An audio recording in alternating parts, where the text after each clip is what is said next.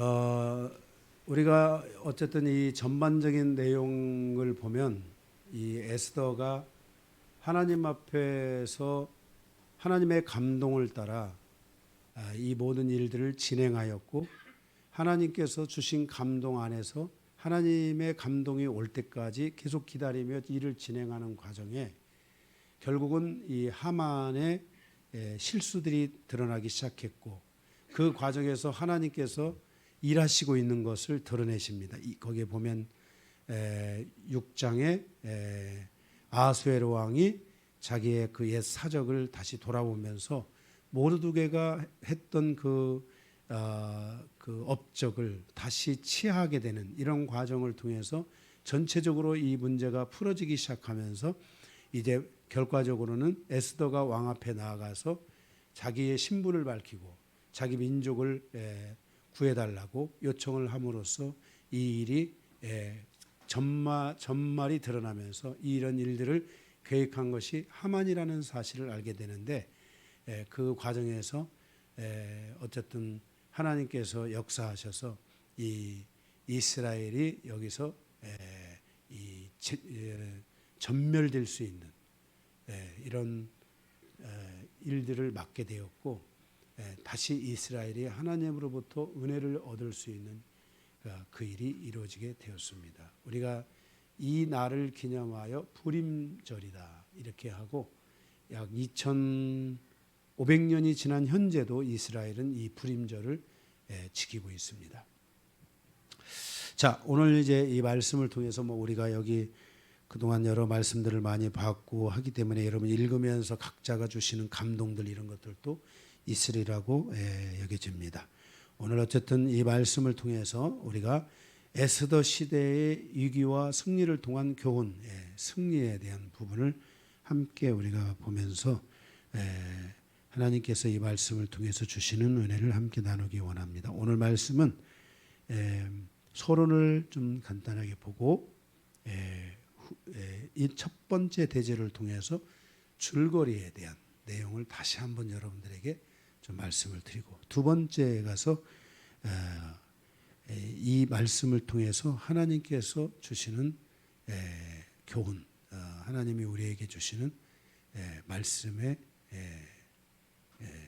인도하심이 무엇인가 우리가 함께 생각해 보면서 은혜를 나누기 원합니다. 자, 우리가 먼저 좀 서론을 좀 간단하게 좀 본다면,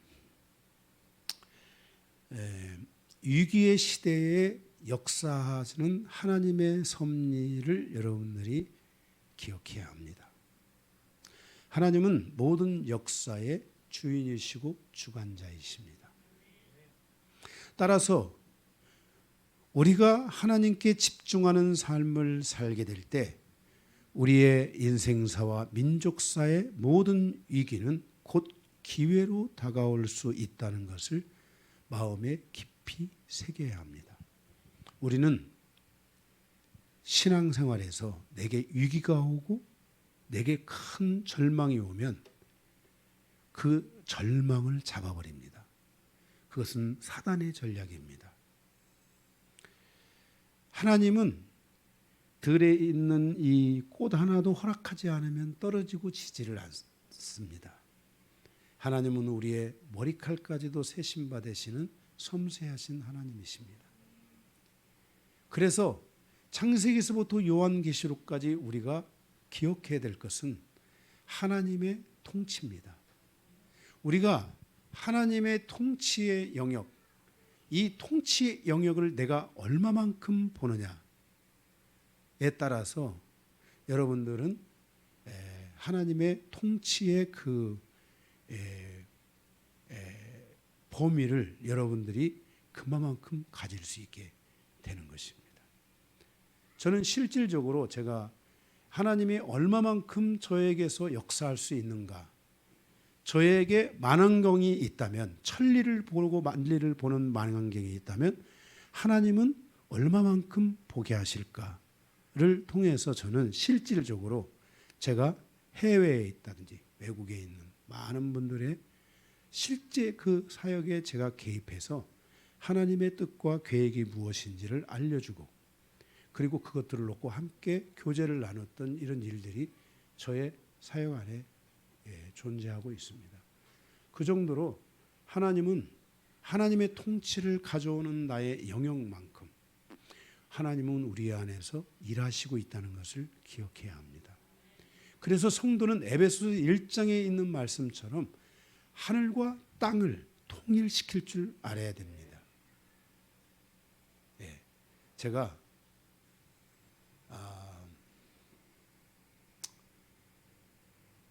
제가 제 카톡에 그 글들을 제가 이렇게 카톡에 사진 프로필을 놓고 글들을 좀 쓰는데 그 가운데 성도는 어디에 있는 존재인가? 성도는 하늘과 땅 사이에 사는 존재가 아니라 어디에 있는 존재라고 제가 거기다가 말을 했는데 그때 감동이 성도는 하늘과 믿음 사이에 사는 존재였다. 그러니까 성도에게 믿음이 없으면 자기의 정체성을 상실하게 되고 잃어버릴 수 있습니다. 성도는 하늘과 땅 사이에 사는 존재가 아닙니다. 그것은 제가 너무나 여러분에게 어려운 얘기를 드리는 게 아니라 실질적으로 창세기서부터 요한계시록까지 믿음 안에 승리한 사람들의 삶은 땅 위에 사는 자가 아니라 믿음 위에 사는 자들이었습니다. 그래서 여러분들이 이런 굉장히 기본적이고 이렇게 굉장히 단순한 이러한 것들을 여러분의 삶 안으로 믿음 안으로 가져와서 여러분들을 이렇게 자꾸만 영적으로 이렇게 이게 그 부력 뜨게 만들어야 됩니다. 그런 것들이 여러분에게 매우 중요한 부분들이라고. 이게 여러분들에게 에너지가 돼야 됩니다. 이게 여러분들의 에너지입니다. 아멘. 로켓가 발사를 하려면은 에너지가 있어야지 발사를 할 거 아닙니까? 이 로켓이라는 것은 그냥 발사하는 게 아닙니다. 지금 뭐 저 M&I들이 쏘는 뭐 1만 킬로짜리 뭐 로켓 뭐 이런 거 있잖아요. 그냥 날아가는 게 아닙니다. 거기에 그거를 막 가게끔 하는 에너지가 있어야 돼요. 이런 부분들이 우리의 삶에 굉장히 중요한 부분들 가운데 하나예요. 그런 것처럼 우리 삶에 영적인 그런 에너지들을 여러분들이 가지고 있으셔야 돼요. 그러니까 여러분들이 자꾸만 여러분 안에 이런 말씀에 대한 하나님 앞에서의 말씀에 대한 여러분 안에 이 계시, 지혜 이런 것들이 계속 풀어지게 해달라고 기도하셔야 돼요. 그리고 계속 그런 지혜를 여러분들이 소멸하지 말고 기도하면서 계속 여러분들이 그것들을 풀어내고 선포하고 그런 기도들을 많이 드리시면 좋을 것 같습니다. 그래서 모든 인생사가 위기가 없이 기회가 주어지지 않아요. 위기는 곧 기회다. 여러분의 인생에 가장 위기를 느낄 때 그것은 기회라는 걸 알아야 돼요. 저의 인생에 가장 큰 절망, 더 이상 내려갈 곳이 없다라는 절망의 자리에서 하나님은 저를 거기서 일으키시기 시작하는 거예요. 여러분들이 절망하는 이유는 절망하지 않기 때문에 그래요. 진짜 절망하는 사람은 자기의 밑바닥을 보기 때문에 거기서 희망을 느끼는 거예요. 우리 인간이 살아가는 세상은 항상 어디가 기준점이 되냐면 가장 낮은 단계의 어떤 그 과정, 여기까지 내려가면 힘들 것이다 라고 생각하는 것이 인간이 살아가는 이 세상의 이 지도자들, 이 세상에 있는 지도자들이 설정하는 출발점이에요. 인간을 거기까지 낮춰서 거기서 다시 출발시키는 거예요.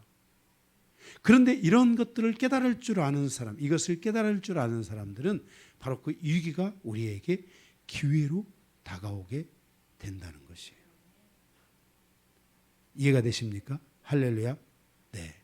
여러분들이 이런 부분들을 잘 기억을 여러분들이 하시기를 바라고, 지금 우리나라도 이 코로나로부터 시작해가지고 굉장히 많은 위기의 시간들이 오고, 그동안 우리나라의 이 나라가 이만큼 되기까지는 삼성이나 이런 뭐 현대, LG 이런 뭐 어마어마한 그룹들이 굉장히 큰 역할들을 감당했잖아요. 그런데 새로운 지금 이 위기의 시대에 우리나라에 새로운 기운들, 새로운 역사들이 일어나고 있습니다.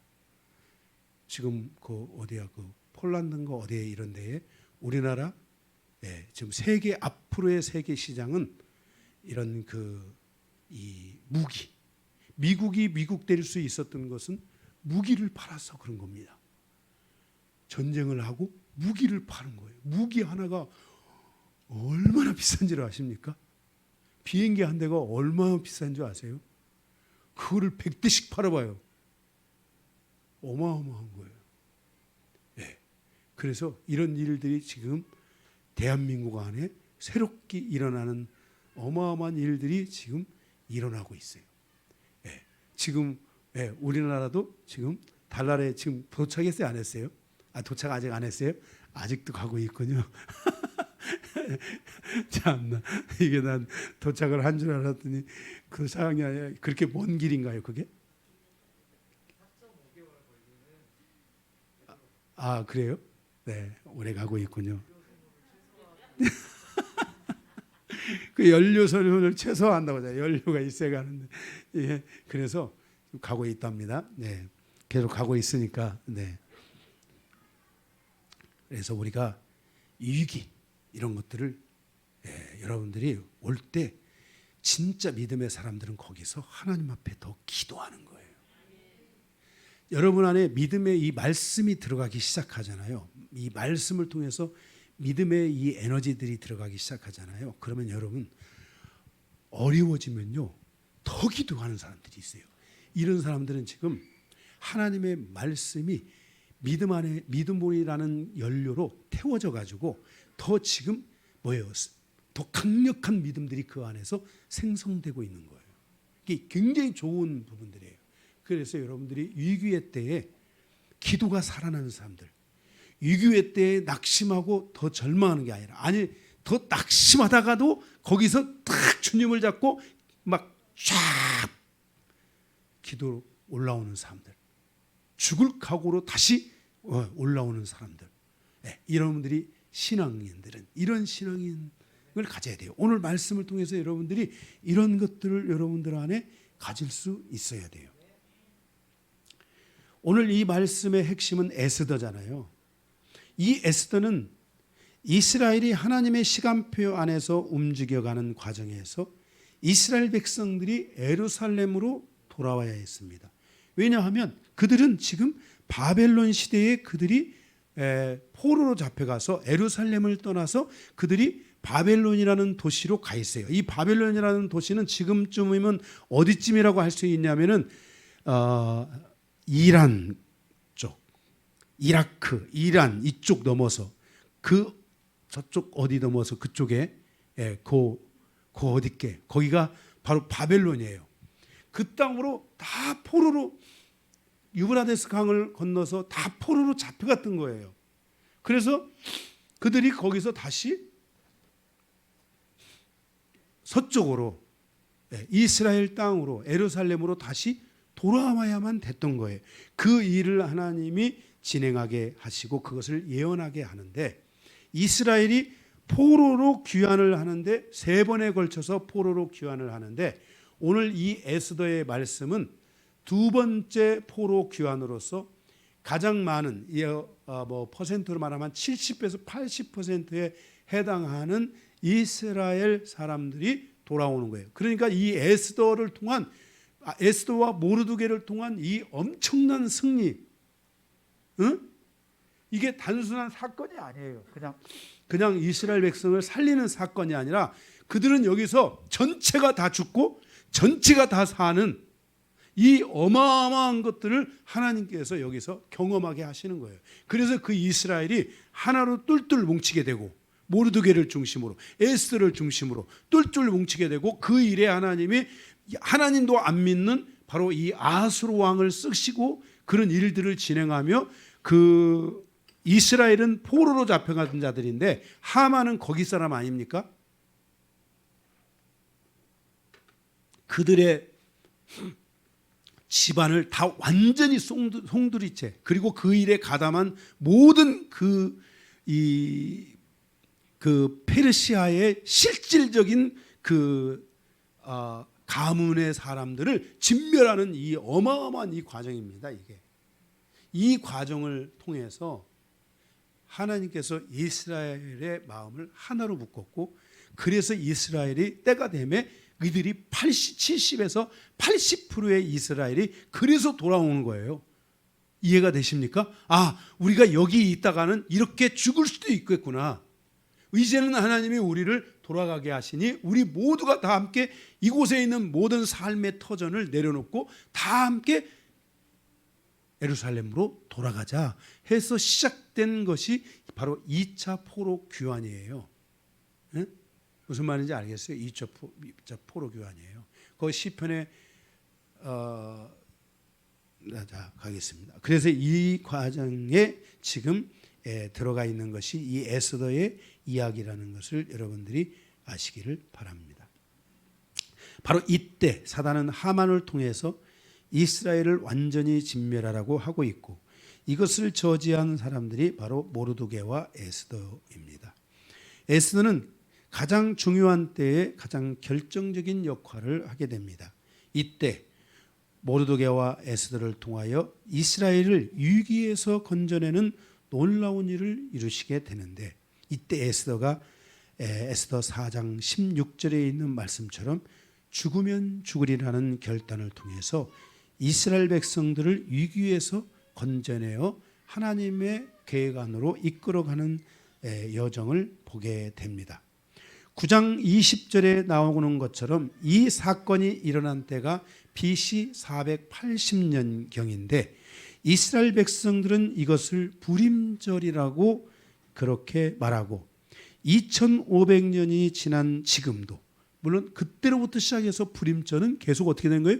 지켜졌고, 지금도 이스라엘은 이 부림절을 기념하여 지키고 있다는 것을, 그 날짜에 맞춰서 지키고 있다는 것을 여러분들이 기억해 주시기 바랍니다. 아멘. 그래서 여러분들이 이스라엘 가서 부림절을 지킨다, 그러면 요 날을 지키는 거구나 하는 것을 여러분들이 이해하시면 되겠습니다. 오늘 에스더 후반부 5장에서 10장을 통해 주시는 교훈이 무엇인지를 함께 살펴보면서 은혜를 나누도록 하겠습니다. 오늘 말씀은 아까도 말씀드린 그 내용이 어렵지 않습니다. 먼저 줄거리 이야기 첫 번째 보고, 두 번째 가서 누가 하나님께 쓰임을 받는가 하는 이 제목을, 이런 주제, 두 번째 대지를 통해서 우리가 함께 말씀을 나누고 함께 은혜를 받았으면 합니다. 첫 번째 5장에서 10장의 줄거리입니다. 5장은 에스더의 아름다움이 빛을 발하는 때에 왕이 에스더를 보고 마음에 감동이 일어나는 사건으로부터 시작됩니다. 그리고 그 사건을 통해서 이미 4장까지 봤던 말씀처럼 하만이 지금 이스라엘을 다 죽이려고 하잖아요. 그 중에 지금 모르드게를 어디에 하려고요? 장대 높이 매달아 가지고 그 위에 모르드게를 거기다가 그 나무에 못 박아서 지금 공개적으로 처형하려고 하는 이 일들이 진행되고 있는 그런 때입니다. 이런 때에 바로 에스더가 기도를 하고, 응? 기도를 하고 딱 나갔는데 그 에스더의 모습을 왕이 보도록 했습니다. 누가 하신 걸까요? 하나님이 하시는 거예요. 그런데 이게 그날따라 에스더가 얼마나 왕후가 예쁜지 그 금큐를 탁 내면서 나라의 절반이라도 주겠다고 에스더에게 말을 합니다. 그래서 에스더가 그때 왔던 감동이 바로 일단 왕과 하만을 초청하여 잔치를 배설하고, 그 잔치가 무르익어갈 때 자기 마음의 소원을 왕에게 말해야 되겠다, 아마 그런 계획을 세운 것 같아요. 그렇게 하고 초청을 했는데 이 과정에서 11절에서 14절에 보면 하만의 어깨가 올라가기 시작하고, 야, 이때는 지금 에스더가 지금 이스라엘의 왕비라는, 이스라엘 사람이라는 걸 모르잖아요. 이 하만이, 야, 우리 에스더 이 왕비가 자기를 초대했다고. 왕과 자기와 이렇게 몇몇 않는 사람도 초대했는데 나를 초대해가지고 지금 나를 이렇게 축하해 주기 위해서 이렇게 있다. 이 속도 모르고 여기에 그냥 갑자기 마음이 거기에 확 이렇게 올라서 이 교만해지기 시작하면서 어깨가 올라가고, 이때부터 이제 하만의 실수가 시작됩니다.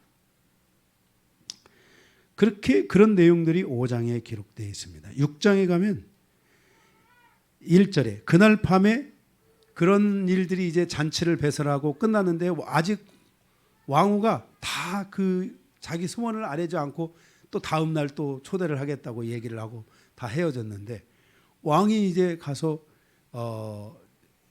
이렇게 잠을 청하려고 하는데 잠이 안 오는 겁니다. 그런데 그래서 왕이 역대 일기를 읽게 하는데,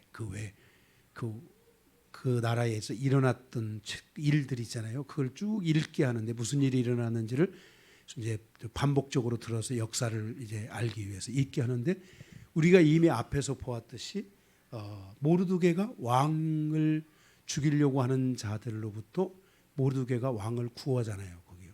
그 내용을 그 당시는 그냥 지나간 거예요.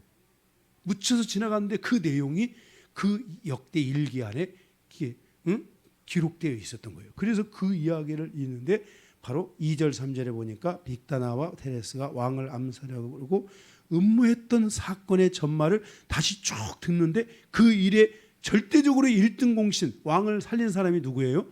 모르드게인 거예요. 그래서 이걸 깨닫고 그거 묻는 거예요. 거기 그 네시한테 묻는 거죠. 야, 네시야, 이런 일들을 한 모르드게에게 상을 내가 준 거 있냐? 내가 그 관직을 뭐 높여준다든지 상을 준 게 있냐? 그러니까 없다고 그러는 거야. 세상에 나의 목숨을 구한 자에게 아무것도 내가 베풀지 않았다니 하면서 이 왕이 그때 그것을 통해서 마음속에 그것을 깨닫게 되는 거예요. 여기서 핵심은 하나님께서 그 시간에 이 역대 일기를 읽게 했다는 거 아니겠어요? 그죠?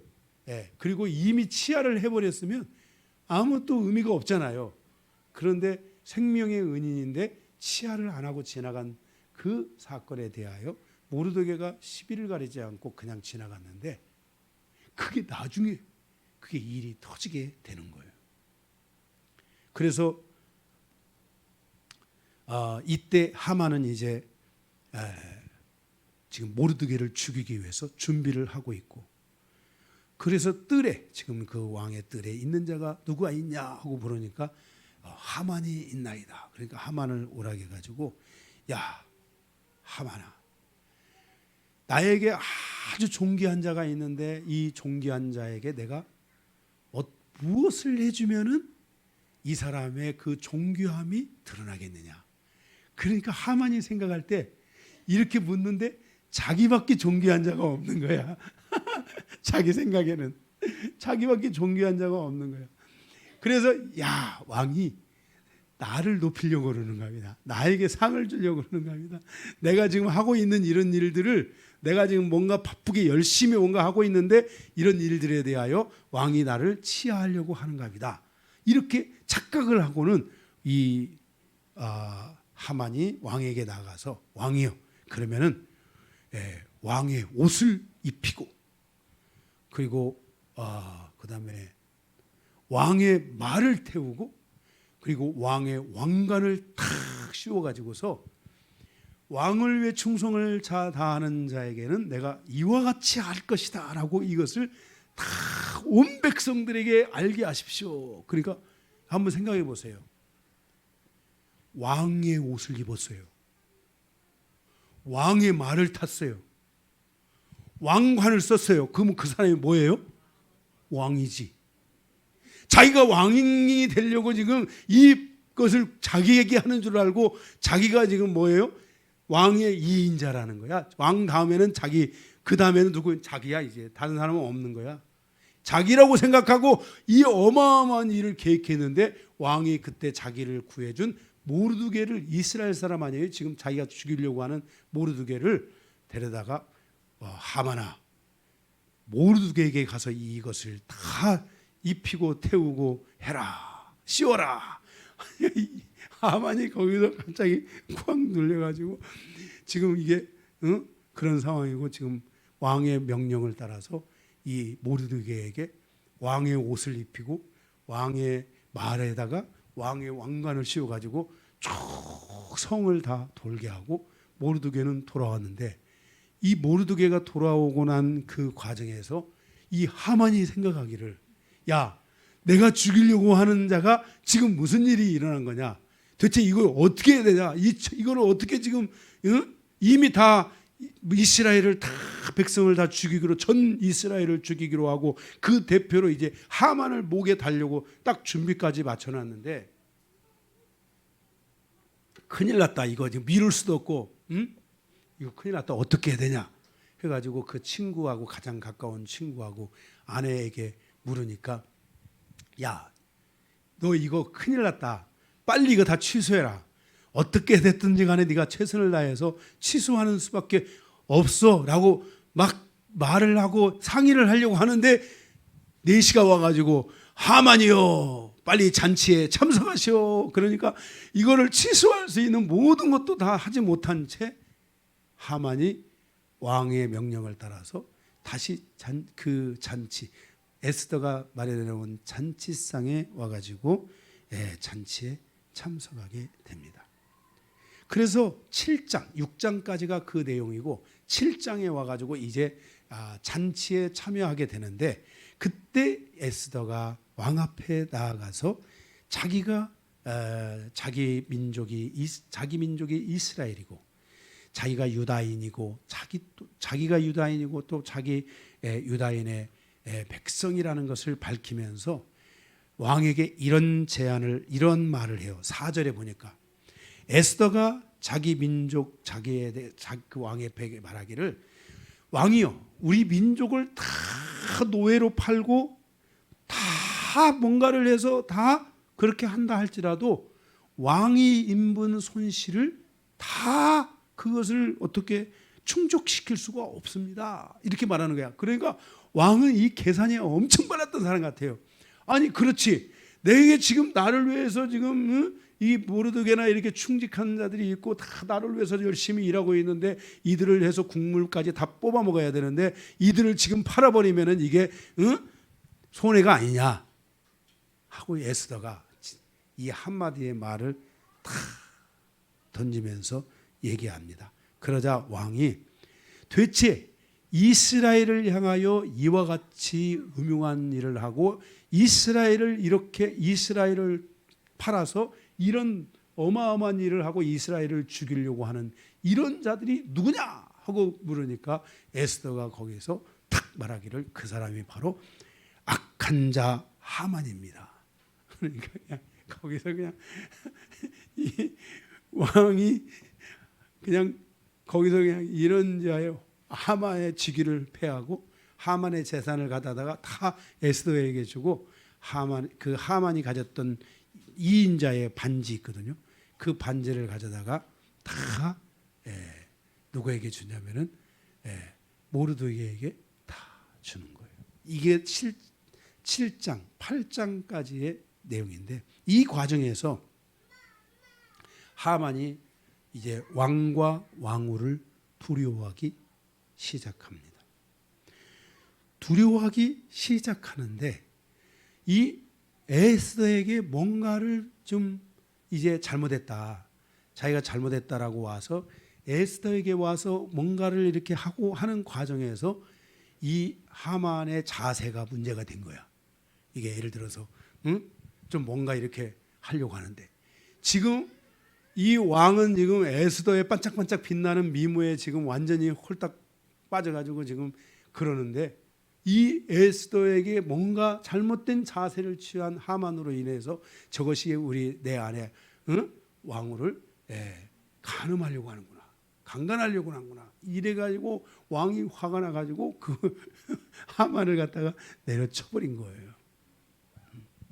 그 일로 인해서 모든 상황이 완벽하게 역전이 돼가지고 그 뒤에 9장에 가보면은 이 이스라엘이 대반전과 함께 큰 승리를 거두면서 에스더가 놀라웠게 반전을 가져오는 그 모든 일들을 이루어내게 되게 되고, 그리고 하나님의 은혜로 말미암아 이스라엘이 다시 거기서 건짐을 받아 그날을 기념하여 우리가 불임절이라고 부르자 해서 탄생한 것이 바로 유대교의 불임절이 거기서 탄생하게 되는 것입니다.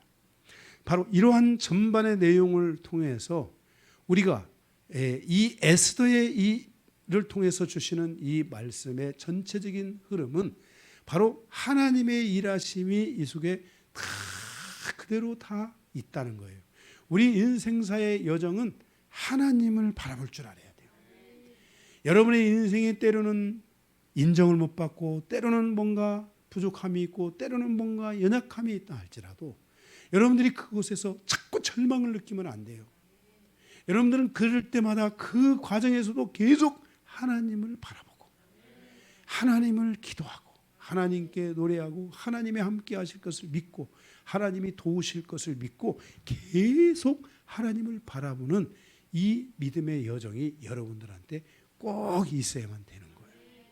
바로 이 과정을 그대로 가져감으로 인해서 새로운 하나님의 역사가, 믿는 자에게 하나님은 역사하신다고 새로운 역사가 모르드게와 그리고 에스더를 통해서 새로운 역사가 이루어지게 되고, 이스라엘이 그 전 공동체가 거기서 구원을 받고, 나중에는 이제 이 이스라엘이 이제 다리오 왕 때인가요? 이게 거기서 조금 더 지나가가지고 이제 그 2차 포로 귀환에 바로 이렇게 귀환이 이루어지는 놀라운 여정으로 이루어지게 되는 것을 보게 됩니다. 그리고 이제 우리가 다음 주부터 보게 될 바로 느헤미야, 바로 그 느헤미야 때에 마지막 3차 귀환이 이루어짐으로써 바로 종말의, 하나님의 종말의 시간표를 알리는, 다시 말해서 이스라엘의 회복과 인류의 종말을 알리는 바로 다니엘의 70일의 바로 그 시작점, 그 시작점이 완성이 되면서 그때로부터 하나님의 시계가 다시 시계가 가기 시작해가지고 예수님이 십자가에 못 박혀 죽으시는 날까지 정확하게 그 시계가 흘러갔다는 것을 여러분들이 기억을 하시기 바랍니다. 아멘. 저는 뭐 이거를 산술적으로 계산은 제가 다 못하지만 여러분들이 계산을 대략적으로 해봐도 바로 이때로부터 느헤미야의 445년으로부터 시작해가지고 예수 그리스도가 십자가를 지시기까지 AD 30년 정도까지 계산을 해보면은 대략적으로 여러분들이 69일에가 다 갔다는, 그때까지가 69일이라는 것을 우리가 알 수 있고, 나머지 7년은 예수님이 뭐라고 했어요? 유대인의 충만한 수와 이방인의 충만한 수가 채워지고 나면은 마지막 이제 한 일회가 남아있어요. 그래서 우리는 여기에서 시한부 종말론에 빠지면 안 돼요. 예수님은 언제 오신다 이런 거 없어요. 이미 예수님이 채워야 될 69일의 시간은 다 채워졌어요, 안 채워졌어요? 채워졌어요. 이제는 그 때를 알지 못한다 했잖아요. 왜 알지 못하는 거예요? 이방인의 충만한 수와 유대인의 충만한 수가 채워지는 그 시간만 남은 거예요. 그래서 우리가 요한계시록에 가보면은 14만 4천 명이라는 수가 두 번 나와요. 7장인가 하고 14장인가 이때 두 번 나와요. 제가 좀 정확히 그 두 번은, 하나는 유대인의 충만한 수를 말하는 거고 하나는 이방인의 충만한 수예요. 14라는 것은 15 곱하기 1에서 가면서 그 숫자에 뭐예요? 그것은 완전수를 가리킴으로써 유대인의 완전수, 이방인의 완전수를 가리키는 숫자라는 것을 여러분 기억해야 돼요. 그것들을 여호와 증인들은 숫자를 그대로 가져가서 14만 4천 명이라고 그러는데, 만약에 14만 4천 명이라고 그런다고 하면은 그 다 성경에 있는 모든 숫자도 다 그렇게 풀어야 돼요. 그것만 그렇게 풀면 안 돼요. 성경은 창세기서부터 요한계시록까지 일관성 있는 말씀을 가지고 우리가 풀어야 돼요. 아멘. 네. 그래서 우리가 바로 시간 가지고 말하면 안 돼요. 이제요. 이미 예수님이 말씀하신 바로 490년에서 483년 7년이니까 어떻게 돼요? 483년은 다 갔다는 거 아셔야 돼요. 아멘. 예, 그거 가지고 뭐 예수님이 그걸 계산하니까 뭐 어때고 유대교 절규에 따르면 예수님이 뭐 대략 언제쯤 오시고 이런 거 다 지금 잘못된 계산적인 것이에요. 그래서 예수님이 그걸 가지고 언제 어떻게 오신다. 날짜까지 말하는 거. 이런 부분. 언제 몇 년도 언제쯤 오실 것이다. 이런 것들은 다 지금 잘못된 이 예수님의 그 종말에 대한 계산을 잘못하고 있는 것이라는 것을 여러분들이 기억해야 돼요. 제가 이런 말씀을 여러분들에게 말씀을 드리는 이유는 여러분들이 이런 것 가지고 잘못된 시한부 종말론이나 이런 거에 빠지지 말라 이 말이에요. 예수님이 2000 몇 년에 뭐 어느 뭘 계산을 어떻게 이 유대인의 뭐 그 뭡니까 그 절기를 따라서 계산을 해보니까 예수님이 뭐 언제 오신다 몇 년도에 오신다 이런 것들이 빠지지 마라 이거예요. 또 다미친 뭐 선교회처럼 뭐 예수님이 언제 해가지고 언제 몇 월 며칠 날 오신다 이런 것들에 빠지지 말라 이 말이에요. 또 예수님 뭐 여러분들이 막 야 예수님이 오시는 때가 다 됐으니까 우리 다 함께 저기 있는 산을 사자 돈 내라 아파트 팔고 다 해서 돈 내. 그리고 우리가 그 산을 사고 거기다가 구멍 파고 거기서 들어가가지고 거기서 농사지면서 예수님이 오시기를 기다리자. 이런 것들에 속으면 안 된다 이 말이에요. 그래서 제가 이걸 가지고 여러분들에게 계속 반복적으로 얘기해 드리는 거예요. 아, 예수님의 시간은 이미 다 69일에까지 채워졌다. 오늘 우리가 해야 될 일은 뭐예요? 믿음 안에서 나아가는 것이다. 이방인의 충만한 수가 채워지는 것이다. 아멘. 예, 이런 부분들을 가지고 여러분들이 말씀에 대하여 여러분들이 확신을 가지시기를 바랍니다. 예, 이런 내용의 줄거리들을 전반적으로 알게 하고 있는 것들이 에스더의 후반부의 내용의 이야기라는 것을 여러분들이 기억하시면 되겠습니다. 그러면 두 번째, 누가 하나님께 쓰임 받는가? 자, 모르드게가 하나님께 쓰임 받고 아수에로 왕이 하나님께 쓰임 받고 또 여기서 보게 되면 또 에스더가 하나님께 쓰임 받고 이렇게 하나님께 쓰임을 받는 사람들이 있잖아요. 이렇게 쓰임을 받는 사람들 세 가지. 가로 1번 첫 번째 하나님 앞에 자신을 죽이는 자가 쓰임을 받는다라는 거예요. 에스더도 이렇게 말했어요. 죽으면 죽으리라. 우리가 과거에 우리 민족의 교회가 많은 교회들이 목사님들이 다 죽으면 죽으리라는 이 믿음의 각오를 가지고 신앙생활을 했어요. 그래서 우리나라에는 경기도, 경상도, 전라도, 충청도, 강화도 어딜 할 것 없이 우리나라에는 곳곳에 가면은 바로 성지들이 있어요. 그래서 우리나라는 그런 게 있어요. 경기도에도 여러분 우리 성지가 있는 거 아시죠? 우리 옛날에 성지순례 하고 그랬잖아요. 성지가 있다는 거 아셔야 돼요. 그래서 이렇게 믿음을 지키고 믿음으로 싸우고 죽음을 각오하고 신앙을 지킨 믿음의 사람들이 우리 민족 안에는 있어요. 보세요. 세계 많은 나라들이 영국이나 프랑스나 이런 미국은 들어가는 모르겠어요. 이런 나라들 열강에 의해서 지배를 받고 기독교가 칼과 함께 총과 함께 그곳에 기독교가 들어갔어요. 그 결과는 상처야. 제가 이번에 베트남을 갔다 왔는데 베트남은 프랑스로부터 100년인가 얼마인가를 왔어요. 그런데 그 무슨 산인가 제가 지금 그 산을 외우지 못했어요. 1500m 되는 산이 있어요. 거기에 보면 골든 브릿지라고 해가지고 다리를 사람의 손으로 이렇게 잡고 있는 그런 다리를 해가지고 거기에 어마어마한 관광객들이 어마어마하게 오더라고요. 진짜 우리나라에 숯불밥에 가니까 거기서 팔더라고요. 그런데 그곳에 가니까 그곳에 이렇게 가서 보게 되는데 그곳이 1500m에 있는 곳에다가 프랑스인들이 거기다가 갔다가 별장을 진 거야. 세상에 그 별장을 완전 밀림이야. 그 별장 밀림을 뚫고 가서 그 돌을 갖다가 거기다가 그 별장을 지었으니 베트남 사람들이 얼마나 많이 죽고 얼마나 많은 상처가 있겠어. 그 당시에 프랑스도 기독교 국가 아니겠어요? 그런데도 얼마나 많은 상처와 아픔이 있었겠어요. 그 상처를 계속 품고 오다가 최근에 얼마 전부터 그곳에 이제 케이블카를 거기다가 설치해가지고 관광지로 개발을 했어요. 그래서 세계에서 3대 안에 들어가는 그 케이블카가 있더라고요. 한 20분인가 30분인가를 케이블카를 타고 가야 돼요. 저는 좀 고소공포증이 약간 좀 있거든요.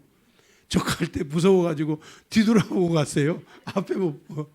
너무너무 거기까지 20분인가 30분인가를 케이블카를 타고 쭉 계속 가는데 무섭더라고요. 바람이 부는데 그 산의 정상에 가면 그날 우리는 다행히 비가 안 왔는데 여기는 밑에는 비가 안 오는데 위에는 비가 오고 뭐 그 일기 기후가 막 상당히 그런 차이가 있는데 그런데 거기를 가는데 한 중간쯤 가는데 바람이 부는데 막 이게 흔들리는 거야. 죽는 줄 알고. 네, 그런데 도착했어요. 어쨌든 자 그렇게 해서 그곳에다가 그렇게 케이블카를 4개인가 5개인가를 이렇게 연결을 시켜가지고 관광 사업을 하면서 그곳의 아픔들을 이제 새롭게 잊어가는 이런 일들이 그 속에 있는 것을 보게 됐어요. 제가 지금 무슨 얘기 하려다가 그 얘기 나왔어요. 갑자기 별로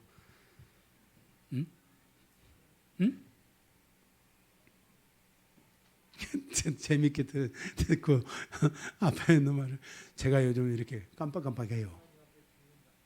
예? 네, 어쨌든 그 얘기 하려고 다 그런 건데 연결점이 돼야 되는데, 예? 자, 그래서 어쨌든 그거예요 이게. 이렇게 세계 많은 나라들이 복음과 함께 칼이 들어가서 상처가 됐는데 대한민국은 이 순교를 통해서 세워진 기독교예요. 대한민국은.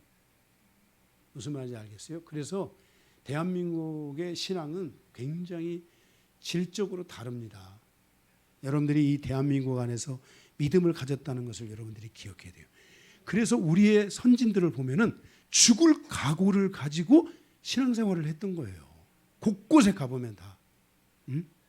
그런데 우리가 이 에서도 그렇게 죽으면 죽으리라는 각오를 가지고 이 지금 하나님의 계획을 성공적으로 이끌어내는 것을 보게 되잖아요.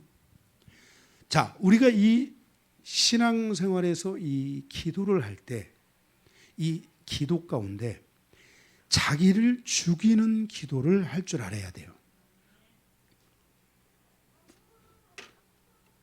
제가 우리 교회의 영성의 핵심은 여러 가지가 있지만 그 중에 하나가 나를 죽이는 영성으로부터 기도로부터 영성이 시작된 거예요. 누가 가르쳐 주지도 않았지만 죽음으로써 온 거예요. 나를 죽이는 기도가 열리는 사람은 예수 그리스도를 바라보는 길이 열리게 됩니다. 그래서 예수 그리스도를 자기 마음에 담게 되는 것입니다. 이것이 진정한 축복이며 부흥입니다. 그리스도가 없는 부흥은 부흥이 아닙니다. 그런데 우리가 자주 실패하는 것은 무엇인가? 나를 공격하는 마귀를 죽이려고 마귀를 공격하는 기도에 너무나 많은 에너지를 쏟고 있다는 것입니다. 제가 우리 성도님들 가운데 제가 기도를 보면은 정말 여러분들이 자기를 죽이는 기도를 통해 예수님을 만나고 자기의 죽어짐을 통해서 거기서 예수님을 만나는 그 기쁨의 눈물, 그 새로운 그 변화의 눈물들을 가져가는 분들도 계시지만 기도하다가 보면 계속 싸우는 기도를 마귀하고 싸우는 기도를 하는 성도님들이 또 털어 있는 거예요. 그러니까 마귀를 공격하는 기도에 너무 많은 에너지를 쏟으면 안 됩니다. 이런 경우에 마귀가 죽어야 나도 죽을 수 있는데 마귀는 죽지 않기 때문에 나도 죽지 않는다는 거예요. 기도를 통해서 나를 죽여야 되는데 기도를 잘해요. 마귀를 죽이기 위해 막 공격합니다. 좋아요. 할 수 있어요. 그런데 문제는 뭐냐면은 거기에 너무 심취하고 거기에 너무 많이 깊이 들어가다 보니까 마귀와의 싸움에 대한 에너지 고갈이 많이 이루어지다 보니까 마귀가 죽으면 나도 그냥 거기서 확 죽어버리고 그냥 그리고 확 되는데 이놈의 마귀가 안 죽어. 해도 안 죽어. 그러니까 오늘 또 마귀하고 싸우면 또 오고 오늘 또 내 기도가 마귀하고 전쟁을 이루면은 또 마귀에 막 하고 막 그럼 마귀는 막 야 간다 하고 갔다가 또 다시 나왔어 하고 다음 날 또 오고 이게 마귀하고 싸우니까 이게 에너지 고갈은 심해지게 되고 마귀의 공격은 거기서 계속 또 다른 공격들이 계속해서 몰려오게 된다는 거예요. 그래서 마귀는 죽지 않기 때문에 나도 죽지 않는 것을 계속 끌고 가게 되는 거예요. 오히려 마귀와 싸우다가 지치고 고갈될 수 있다는 거예요. 그리고 마귀 사탄의 공격을 너무나 많이 받을 수도 있을 수 있다는 것이에요. 그래서 마귀하고 자꾸 싸우다 보니까 마귀가 안 죽으니까 나도 안 죽고 나도 안 죽다 보니까 내 안에서 계속 어떤 영적인 상태가 반복되고 있는 거예요. 마귀의 공격을 많이 받다 보면 예수 그리스도에 대한 임재와 사랑을 많이 빼앗길 수 있습니다. 그리고 우리의 기도가 마귀의 공격을 받으면서 계속해서 마귀와 싸우는 기도에 휩쓸릴 수 있게 된다는 것입니다. 그래서 마귀와 싸우는 기도가 주류를 이루다 보니까 기도하면서 계속 마귀하고 싸우고 이 마귀 새끼 가르친다 이 마귀 떨어졌다 가지고 막 이렇게 하는데 마귀는 안 죽고 나도 안 죽고 참 미칠 노릇입니다. 마귀는 죽지 않는 존재이기 때문에 자기를 죽이는 가장 쉬운 길은 마귀를 죽이는 길이 아니라 자기를 죽이는 길입니다. 하나님의 말씀 앞에서 자신의 모습을 공감하고 자신에 대하여 말씀 앞에 인정하고 자신의 연약함을 하나님께 의탁하여 회개하는 기도가 이루어져야 됩니다. 깨닫고 회개하고 깨닫고 회개하는 것입니다. 이것이 바로 말씀 먹고 회개하는 겁니다. 말씀 먹고 회개하고 말씀 먹고 회개하는 이 은혜가 우리 안에 오면서 말씀을 통해 나를 깨닫고 그리고 말씀 앞에 나를 인정합니다. 주여 내가 바로 그런 존재입니다. 라는 것을 깨닫고 그 깨달음을 통해 공감하는 것으로부터 벗어나기 위해서 하나님 앞에 회개의 기도를 드리며 우리의 기도의 깊이가 회개의 기도의 깊이만큼 다가갈 때 그러한 그 과정을 통해 회개는 곧 나를 죽이는 시간이 되게 되고 깨달은 나를 처참하게 내려놓는 시간이 되게 되고 나를 내려놓을 때 주님이 보이고 나를 내려놓을 때 주님이 내 심령 안에 오면서 나와 주님과의 새로운 만남의 역사들이 계속해서 많아질 수 있게 된다는 것입니다.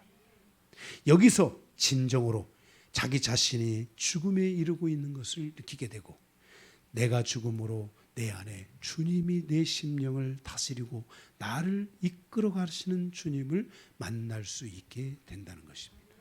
그래서 우리의 기도가 자기를 죽일 줄 아는 기도가 돼야 됩니다. 자기를 죽일 줄 아는 기도. 자기를 죽이는 기도로 가야지 계속해서 마귀하고 싸우다 보니까 마귀가 안 죽어요. 네, 이 부분을 여러분들이 기억하시고 말씀이 오면 깨달으세요. 깨닫고 인정하세요. 주님 제가 그런 사람이에요. 제가 그렇습니다. 하고 주님 앞에 주님 이것을 회개합니다. 주님 나를 이제 주님이 만나 주십시오. 주님 사랑합니다 하면서 주님과의 그 말씀과의 러브레터 주님과의 새로운 그 만남의 시간 주고받는 교제의 시간들이 여러분들 안에 많이 일어나는 기도가 좋은 기도라는 것입니다.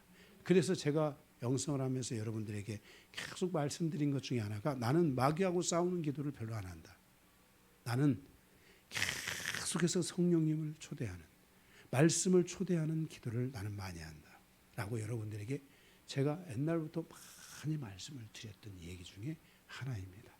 다시 한번 여러분들이 주님으로부터 쓰임받는 분들이 되기 위해서는 자기 자신이 죽어야 된다는 거예요. 예, 그래서 여러분들이 오늘 이 말씀을 듣고 다시 한번 여러분 자신을 돌아보시기 바라고, 하나님의 말씀이 떨어졌는데도 여전히 말씀을 무시하고 살아서 역사하고 있는 분들, 그리고 내가 연약해서 그렇다고, 그래요, 연약해서 그래요, 그래, 연약해서 그렇다고. 그게 만약에 사단이가 와서 노이즈로 너 연약하잖아,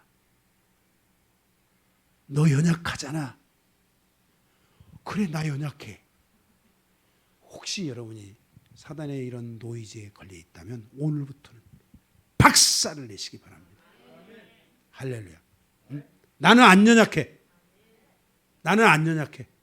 오히려 나는 하나님의 말씀에 감동을, 나는 하나님의 말씀에 내 자신을 내어 맡기고 말씀의 인도함을 받으며 갈 거야 라고 여러분들이 그 부분들을 새롭게 더 풀어가고, 이미 그것들을 풀었던 분들은 이 말씀의 깊이의 강도를 더해가면서 더 깊이 주님과 기도하기도 하고 기다리기도 하고, 제가 주님을 향해서 기다릴 때가 있었어요. 그런데 기다려도 이분이 아무 반응을 안 하시는 거야. 미치겠더라고. 그래도 기다렸어요. 여러분들도 한 번만 기다리지 말고 계속해서 기다리며 그렇게 여러분들이 가시면 승리하실 줄로 믿습니다. 할렐루야. 두 번째로는 십자가의 도를 완성시키는 사람이 하나님 앞에 쓰임을 받을 수 있습니다.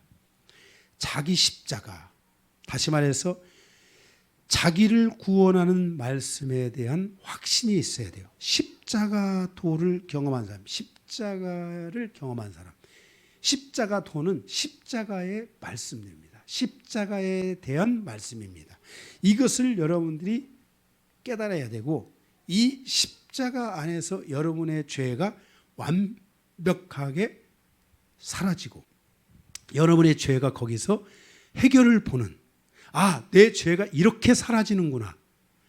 하나님이 나의 죄를 도말하셨다 그랬어요. 도말하셨다, 버렸다. 근데 여러분들이 지금 뒤에 있는 분이 해주실 줄로 믿고, 여러분에 있는 볼펜이든 뭐든 그것을 한번 뒤로 살짝 던져보세요. 보지 말고 던져줘. 주워질 줄로 믿고. 이렇게 던지면 이상하게 딱 느낌이 도말했다는 말이 이거예요. 뒤로 던졌다. 이게 원어의 뜻이에요. 그러니까 여러분들이 죄 문제가 어떻게 해결되는지를 여러분들이 깨달았다면 그것은 다른 길은 없습니다. 오직 십자가의 도를 통해서만이 여러분의 죄가 어떻게 사라지는지, 여러분의 죄가 어떻게 도말됐는지를 아는 거예요. 예수님이 너의 죄를 도말시켰다라고 말씀하실 때는 이미 예수님의 십자가의 사건이 존재하고 있다는 거예요.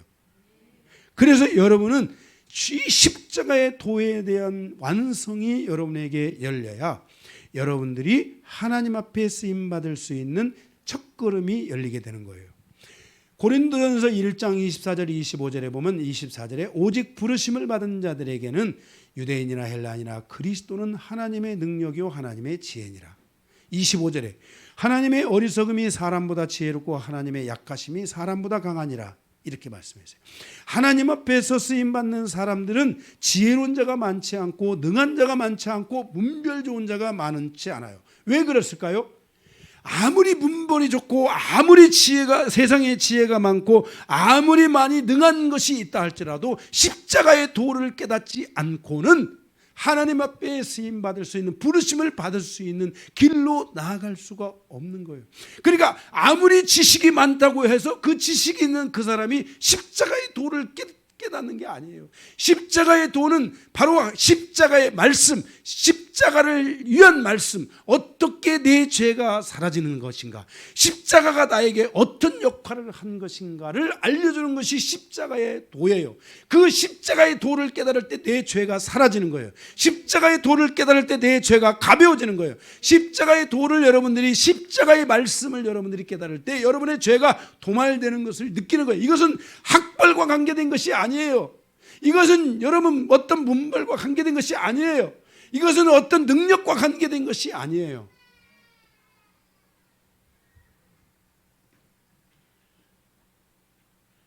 아무리 지혜가 많아도 하나님의 지혜 없는 것만 따라올 수 없고,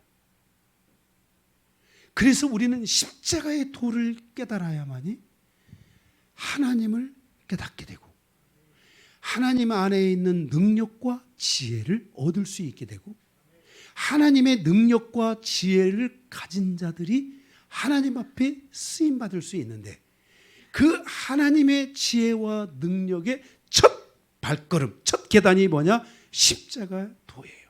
그래서 여러분들이 십자가 도에 대한 집중력을 가져야 돼요. 내 죄 문제, 많은 사람들이 자기의 죄에 대해서 구원받았다고 생각하는데, 자기가 구원을 받았는데 그 죄가 어떻게 사라졌는지에 대한 십자가의 도에 대한 확신이 여러분들에게 있으셔야 되는 거예요. 그래서 예수님이, 우리가 이제 마태복음 강해를 가다가 지금 팔복하고 있잖아요. 마태복음 강해를 여러분들이 다 가다 보면 예수님이 어떻게 십자가를 가셨는지를 우리에게 말씀해 주세요. 그래서 이 여정이, 이 말씀의 여정이 여러분 안에 있는 모든 잘못된 부스러기들을 다 부러뜨려, 다 버려야 돼요. 버려야 돼요.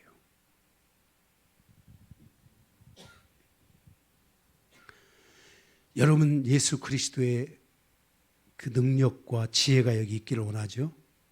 그게 있어야 되겠죠. 그러려면 여러분이 먼저 예수님의 십자가의 도를 확신해야 돼요. 이거는 수원역에서 묻는 이런 거 아닙니다. 도를 아십니까? 도를 아십니까? 이런 거만 하는 거 아닙니다. 네, 그것도 따라가는.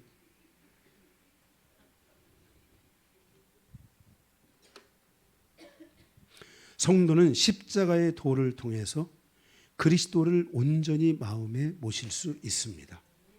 내 마음에 그리스도의 말씀, 십자가의 도가 없느냐 있느냐는 매우 중요한 문제입니다. 요한복음 15장 7절에 너희가 내 안에 거하고 내 말이 너희 안에 거하면 무엇이든지 원하는 대로 구하라, 그리하면 이루리라 그랬습니다. 십자가 도는 내 안에 그리스도를 모시는 첫 확신이고, 십자가의 도를 통하여 우리는 그리스도의 말씀, 십자가 도는 그리스도의 말씀입니다.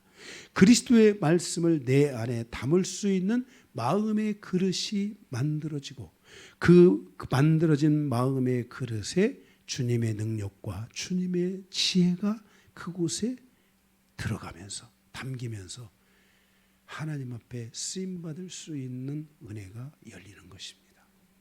굉장히 중요한 부분입니다. 마지막 세 번째, 자기 마음의 그릇을 깨끗이 하는 자가 쓰임을 받을 수 있습니다. 디모데후서 2장 21절.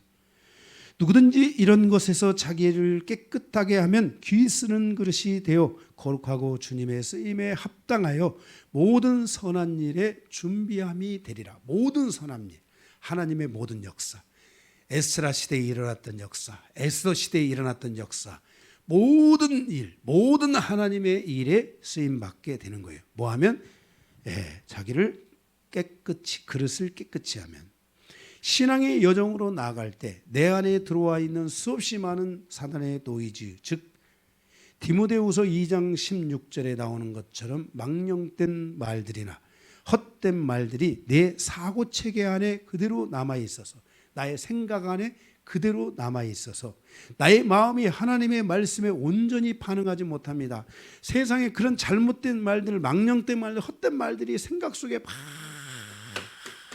있는 사람들, 막 지금도 막 생각이 막 춤을 추며 막 어딘가를 향해서 가고 있는다면, 하나님 말씀이 들으면서 사라지고 들으면서 사라지고 들으면서 사라지는 거예요.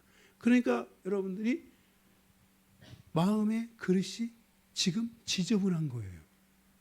이 마음의 그릇을 깨끗이 해야 돼요. 그런 것들이 있으면 여러분들이 바로 그 시간에 말씀을 통해서 주님, 내 생각이 날아갑니다. 빨리 주님 앞에 인정해 드려야 돼요. 깨달아야 돼요. 그리고 그걸 회개해야 돼요. 예, 이 습관을 들여야 돼요, 여러분이. 이게 지금 두 번째 말씀에 있는 것처럼. 이런 첫 번째 말씀에 2번 대제 안에 있죠. 그 말씀을 여러분들이 계속 깨달아가고 훈련하는 시간들이 여러분들 안에 이루어져야 돼요. 그래서 내 생각에 남아있는 그런 것들이 하나님의 말씀을 반응하지 못하게 하므로 내가 원하는 것과 관계없이 자꾸만 넘어지는 거예요. 나는 넘어지고 싶어서 하는 사람 없어요. 신앙생활을 하면서 넘어지고 싶은 사람이 어디 있어요? 그런데 자꾸 넘어지는 이유는 나도 모르게 그게 싹 지나가니까 그래요. 이게 딱 그때 싹 지나가, 순간적으로 지나가요. 응? 예. 이러한 삶으로부터 우리가 벗어나기 위해서 우리 마음의 그릇을 정화시키는 과정이 반드시 일어나야 되는데, 디모데후서 2장 22절에 주를 깨끗한 마음으로 부르는 자들과 함께, 주를 깨끗한 마음으로 부르는 자들이 있어요. 주를 깨끗한 마음으로 부르는 자들이 있다는 거예요. 마음이 정결한 이 그릇이 깨끗한 그릇이 되어 있는 자들이 있다는 거예요. 그러면 그들과 함께 가져가는 것, 그들을 통해 배워야 되는 것이 뭐냐면, 거기 디모데후서 2장 22절에 그들과 함께 따르라, 추구하라, 열심히 따라가라. 그들이 가는 것처럼 너희들도 열심히 가라. 그들이 추구하는 것처럼 너희들도 열심히 추구하라. 무엇을? 거기 첫 번째가 뭐라고 나와 있어요? 디모데후서 2장 22절에 의의 말씀에 대하여, 믿음에 대하여, 사랑에 대하여, 화평을 통해 너희 마음을 깨끗이 하라.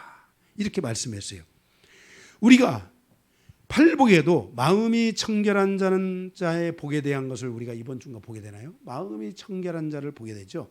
이게 토탈 그 심령의 상태가 돼야 되는 거예요. 우리가 모든 것이 이루어지면 마음이 청결한 상태가 되는 거예요. 자, 그것은 무엇을 말이냐면은 우리가 노이즈를 비워, 영에 있는 노이즈, 생각 속에 있는 노이즈, 우리의 옛사람 속에 깃들어 있는 육체와 우리의 정신 속에 있는 노이즈를 비워내고, 말씀을 통해서 우리가 영을 비워내고 가난하게 하고, 말씀을 통해 깨닫게 되므로 말씀을 깨닫고, 말씀을 통해서 계속 깨달음을 통해 애통하게 되고, 애통하면서 통해서 온유한 심령을 갖기 위해서 훈련하고, 그리고 온유한 심령에 더 씌워지게 일어나기를 기도하고, 갈망하고, 말씀을 사모하고, 계속 그런 것들을 가져가면서 의에 줄이고 목마른 배고픈 신앙을 느끼고 경험하고, 마지막에 있을 하나님의 심판대에 대한 약점을 남기지 않기 위해서 긍휼히 여기는 삶을 선택하고, 그리고 비로소 마음이 청결한 자는 복이 있다 그랬어요. 마음이 청결한 자는 복이 있다. 저가 하나님을 볼 것이요, 하나님으로부터 쓰임받는 그릇이 되기 위해서는 마음을 청결하게 씻어낼 줄 알아야 돼요. 그게 뭐예요? 여기 다 나와 있잖아요. 무엇과 무엇으로? 의와 믿음과 사랑과 화평을 통해서 자신을 씻어내라는 말씀이에요. 그래서 진정으로 하나님 앞에 쓰임받는 심령이 되라는 거예요. 내 안에 존재하는 모든 노이즈는 사랑과의 관계에서 묶이고, 사랑과의 관계에서 상처받은 상처의 자국들이고, 사랑과의 관계에서 고통했던 고통의 흔적들이며, 그래서 그것은 나의 이야기이며 나의 사건들입니다. 내 생각 속에 머물러 있는 나의 모든 노이즈는 나의 이야기이며 나의 사건인 것입니다. 우리는 이 모든 이야기와 사건들로부터 벗어나서 하나님의 새로운 주역들로 쓰임받는 부흥의 역사, 그 역사를 향하여 나아가는 성도로서의 신앙의 여정이 반드시 이루어져야 될 줄로 믿습니다. 그래서 그 역사에 그 나의 이야기에 얽매여 있는 성도가 아니라 이제는 나의 이야기를 벗어버리고 하나님 앞에 새롭게 나아가는 은혜를 가져야 됩니다. 그래서 여러분들은 오늘 말씀에 있는 것처럼 심령을 깨끗하게 여겨야 해요. 그 안에 여러분들이 의로 씻어내시기 바랍니다. 믿음으로, 사랑으로 여러분의 심령을 화평으로 씻어내서 나의 이야기에 얽혀있는 것들, 나의 사건에 얽혀있는 것들을 내 안에서 다 청소하고 버리시기 바랍니다. 그것들은 무엇입니까? 아까 여기 말씀하신 것처럼 나의 삶에 있던 망령된 사건들, 이야기들, 내 삶에 묻어나와 있던 헛된 이야기들, 사건들입니다. 사단이가 이것을 통해 나를 지금까지 공격해 왔습니다. 이제는 이것들을 다 털어버려내고 하나님을 믿는 믿음 안에서 전심전력하여 하나님이 나를 부르신 부르심이 얼마나 위대한 사건이고 나에게 하나님이 다가오시고 나에게 말씀하신 하나님의 은혜가 얼마나 위대한 사건인지를 여러분이 다시 한번 확신하고 하나님 앞에 달려가서 여러분도 여러분의 인생에서 에스더와 같이 모르드게와 같이 그 많은 하나님의 사람들 안에서 하나님의 쓰임받았던 사람들처럼 크고 작은 모든 일들에 하나님이 이미 나를 쓰셨고 앞으로도 쓰시고 계속해서 쓰시고 내가 죽어도 나를 쓰실 것을 믿고 우리는 그 믿음을 향하여 담대하게 달려가는 이 여정이 우리 안에 이루어지기를 주님의 이름으로 축복합니다. 말씀을 마치겠습니다.